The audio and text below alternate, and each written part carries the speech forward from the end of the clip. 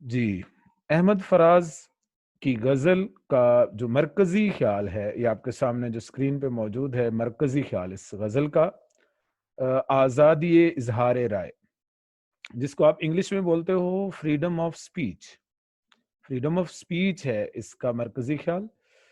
और अहमद फराज शायर की पहचान कैसे होगी? आपको कैसे पता चलेगा कि ये इसकी गज़ल से शेर है, यानी शायर का नाम अहमद फराज है?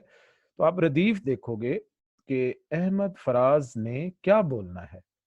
ये ने मैंने अपनी तरफ से ब्रैकेट में लिखा है, यानी अहमद फराज की पहचान ये है कि ने क्या बोलना है। अहमद फराज क्या बोलना है, यानी अहमद फराज तो चुप है, उसने क्या बोलना है। तो जिस शेर के आखिर में रदीफ क्या बोलना है आए, तो आपने समझ जाना है कि ये अहमद फराज की गजल से ये शेर है। शायर का नाम अहमद फराज है। तो इस शायर की खासियत क्या है, यानी अहमद फराज की खासियत क्या है? साहले मुमतना में शेर कहना। ये जब शेर कहते थे ना, साहले मुमतना में शेर कहते थे, यानी कि अशार सादा से होते थे, जैसे नस्र होती है, और उसमें मफहूम गहरा होता था। अशार आसान से, सादा से और मफहूम गहरा होता था। इस तरह के अशार इनकी शायरी में पाए जाते हैं। तो दूसरा पॉइंट इसका है कि अवाम में सबसे ज्यादा मकबूल शायर हैं ये अहमद फराज। और हिलाल इम्तियाज इन्होंने वापस किया था। ये ऑब्जेक्टिव आ सकता है कि वो कौन से शायर हैं जिन्होंने हिलाल इम्तियाज वापस किया था। और इनकी तर्ज जो है वो इनकलाबी भी है और रूमानवी भी है। रूमानवी शायरी करके नाम कमाया, और इनकी शायरी के 13 मजमूए शाया हो चुके हैं। तो ये इसके इंपॉर्टेंट पॉइंट थे शायर के। और अगर हम इनके नमूने कलाम की बात करें, यानी कि इनकी जो बहुत मशहूर शायरी है उसकी बात करें, तो वो ये होगी कि बहुत मशहूर इनकी एक गज़ल बहुत मशहूर हुई। आपको पता है, सुना है सुना है। सुना है वो है गाज़े रूए बहार, सुना है उसके शबिस्तान से मुत्तसिल है बहिश्त, सो मकी उधर के भी जलवे इधर के देखते हैं। सुना है बोले तो बातों से फूल झड़ते हैं, ये बात है तो बात करके देखते हैं। इसी तरीके से सुना है वाले जितने आपने अशार याद किए होंगे या सुने होंगे, या जब भी आपने कहीं किसी जगह पे पढ़े होंगे, उसका आखिरी है कि आखिरी शेर यही है कि उसके शहर में रहें या कूच कर जाएं, फराज आओ सितारे सफर के देखते हैं। तो ये मैंने थोड़ा सा उनका कलाम आपके सामने पेश किया। अब हम गजल स्टार्ट करने लगे हैं। गजल का जो पहला शेर है वो है ये: लब कुशा लोग हैं, लब कुशा लोग हैं, सरकार को क्या बोलना है। लब कुशा लोग हैं, सरकार को क्या बोलना है। अब लहू बोलेगा, तलवार को क्या बोलना है। लब कुशा लोग हैं, लब कुशा लोग हैं, सरकार को क्या बोलना है। इसको समझाने के लिए मैं आपको एक तरीका बताता हूं। लोग और सरकार, इस पे आप नंबर 1 नंबर 2 लिखेंगे। लोग और सरकार नंबर 1 नंबर 2, और लहू बोलेगा पर भी नंबर 1, और तलवार को क्या बोलना है नंबर 2। ठीक है, इस तरीके से आपने नंबरिंग करनी है। अब पहले शेर का मफहूम सामने आपके स्क्रीन पर मौजूद है कि इस शेर में शायर ने समाजी नाइंसाफी पर एहतजाज किया है।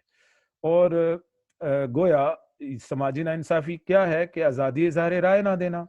जब कोई हुक्मरान, कोई हुकूमत, कोई गवर्नमेंट, कोई सल्तनत, कोई रियासत किसी को राय के इजहार की आज़ादी नहीं देती, फ्रीडम ऑफ स्पीच नहीं देती, तो उसमें समाजी नाइंसाफी जन्म लेती है। और समाजी नाइंसाफी पर जो सबसे ज्यादा आवाज बुलंद करने वाले लोग होते हैं वो कौन होते हैं? शायर हजरात होते हैं।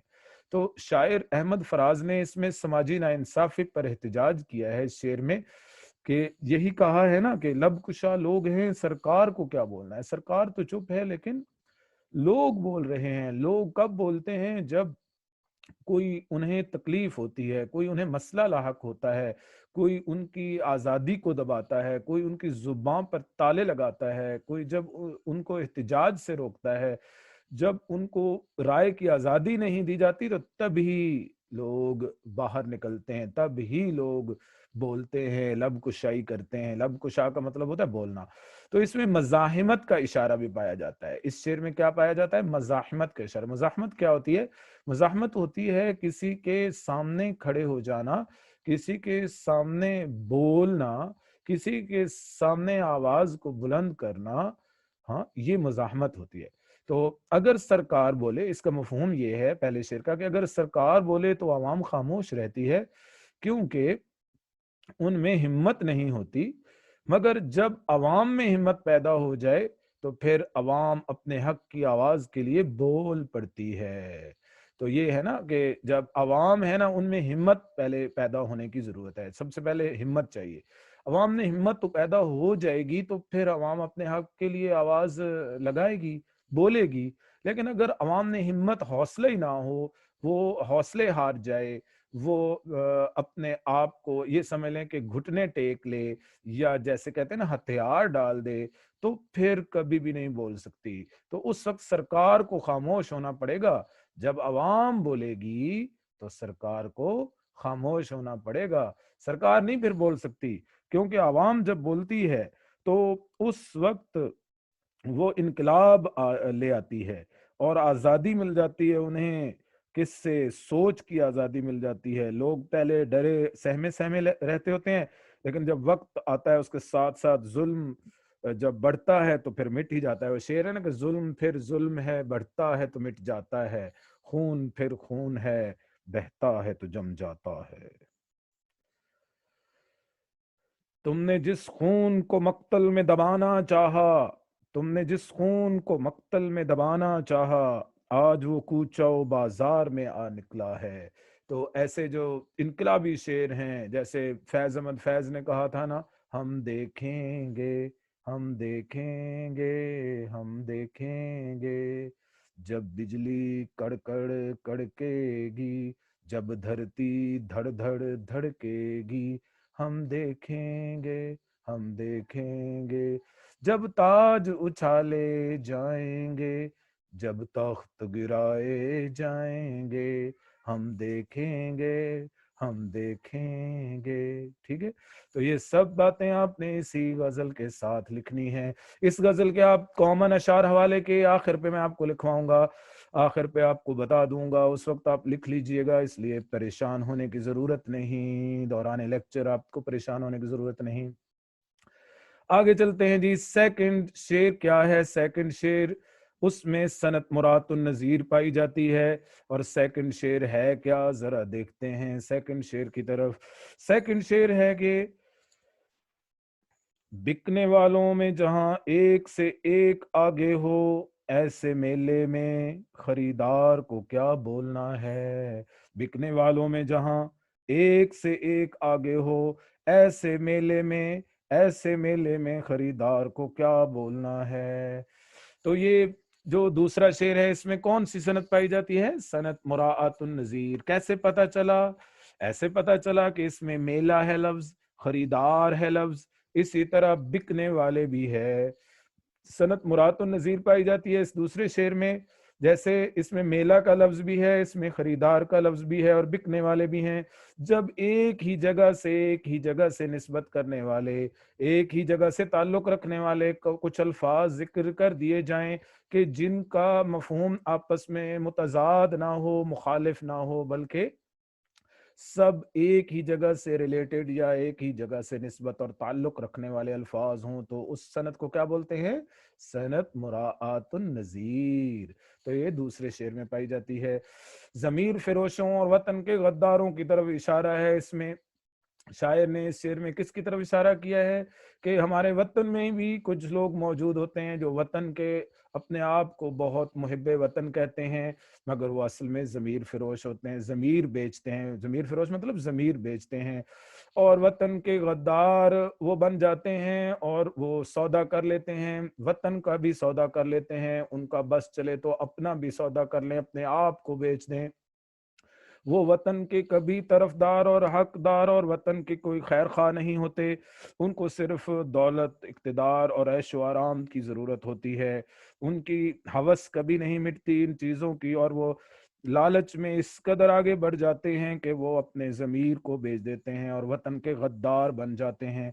जब बिकने वाले ही, शायर कहते हैं, जब बिकने वाले ही अपने मेयार से गिर कर कीमत कम कर दें, जब बिकने वाले ही अपने मयार से गिर जाएं और अपनी कीमत कम कर दें, तो खरीदार जो है, खरीदने वाले जो हैं, ना ही मोल तोल करेंगे और ना ही बहस करेंगे, बल्कि खरीदार चुपचाप उन्हें खरीद लेते हैं। ये मफहूम है दूसरे शेर का।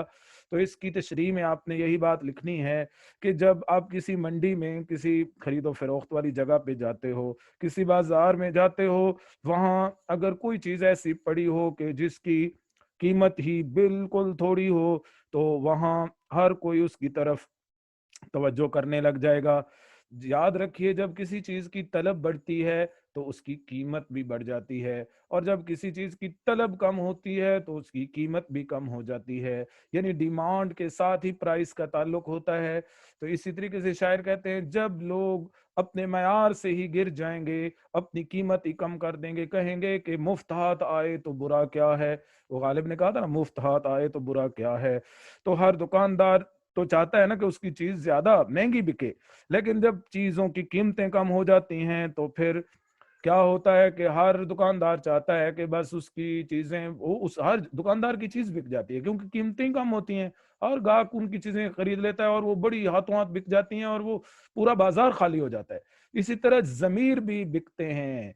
जमीर, जब जमीर फरोश जो लोग होते हैं ना, वो भी इसी तरह अपने आप को बेचने के लिए तैयार हो जाते हैं। तो वतन का सौदा भी कर लेते हैं, अपनी अना का सौदा भी कर लेते हैं, अपने ज़मीर का सौदा भी कर लेते हैं, अपनी खुददारी को भी बेच देते हैं, वो अपनी गैरत को भी बेच देते हैं, अपनी इज्जत को भी बेच देते हैं, हर चीज दाव पे लगा देते हैं, सिर्फ पैसा पैसा, दौलत दौलत। तो यही उनका मकसद और मतलब और हदफ और मंजिल होती है। तो ये दूसरा शेर था। आप लोगों ने बड़े अच्छे तरीके से इसकी वजाहत सुनी होगी। और इसमें सनद कौन सी इस्तेमाल हुई है? मुराअतुन नज़ीर। तो अभी हम आगे चलते हैं शेर नंबर 3 की तरफ। शेर नंबर 3 क्या है? लो चले आए अदालत में गवाही देने। शायर कहते हैं, लो चले आए अदालत में गवाही देने, मुझको मालूम है किस यार ने क्या बोलना है, मुझको मालूम है किस यार ने क्या बोलना है। तो ये तीसरा जो शेर है, इसका मफहूम आपके सामने मौजूद है। तीसरे शेर में शायर क्या कह रहे हैं कि अदालत में जो सरमायादार गरीबों को खरीद लेते हैं, उनसे अपनी मर्जी की गवाही दिलवाते हैं, तो ज़मीर फरोश जब अपना ज़मीर ही बेच देंगे तो उन्होंने सच्ची गवाही नहीं देनी, बल्कि झूठ ही बोलना है। मुआशरे की बेहिस्सी को इस शेर में मौजू बनाया गया है। शायर कहते हैं कि अदालत में जो लोग होते हैं ना, सरमायादार, वो गरीबों को खरीद लेते हैं, गवाहों को खरीदा जाता है, अपनी मर्जी के फैसले करवाए जाते हैं जज से। और ये गरीब का कोई नहीं है, हर कोई कुर्सी का पुजारी है, हर कोई दौलत का पुजारी है, हर कोई चढ़ते सूरज का पुजारी है। आजकल जिसकी जेब में पैसा है, लोग पूछते हैं कैसा है, और फिर अपनी मर्जी की गवाही दिलवाने के लिए लोग वहाँ जो सरमायादार हैं, जो हुक्मरान हैं, जो कोई बहुत बड़े जागीरदार हैं, वो अपनी मर्जी की गवाही दिलवाने के लिए खरीदार बन जाते हैं और जमीर फरोशों को वहां तलाश करके वहां गवाहों को खरीद लेते हैं, और फिर उनसे अपनी मर्जी का झूठ उगलवाते हैं, बुलवाते हैं, ताकि वो झूठी गवाही दे दें और लगे मुआशरे में कि वो सच्ची है। तो ये मुआशरे की बेहिस्सी है ना, मुआशरा बेहिस है, मुआशरा सोया हुआ है, मुआशरा कभी नहीं जाग सकता। इस मुआशरे में यही बात तो है कि अगर ये मुआशरा जाग जाए तो फिर क्या ही बात है, फिर तो कहीं भी किसी जगह पे भी नाइंसाफी और जुल्म नहीं होगा, जबर ही नहीं होगा। तो इसी को मौजू बनाकर शायर ने इस शेर में बड़े प्यारे अंदाज में ये बयान किया है कि बेहिस्सी है, अवाम की बेहिस्सी है। अवाम इसमें अपने आप को बेहिस बनाकर अपने आप को बेचने के लिए तैयार हो जाती है। जब अवाम ही तैयार हो जाए तो फिर जो सरमायादार हैं उन्होंने तो लूटना ही है ना भाई। तो इसीलिए शायर ने इसमें ये मौजू और ये मफहूम अदा किया है। तो अभी हम इससे आगे चलते हैं, शायर क्या कहते हैं इसमें।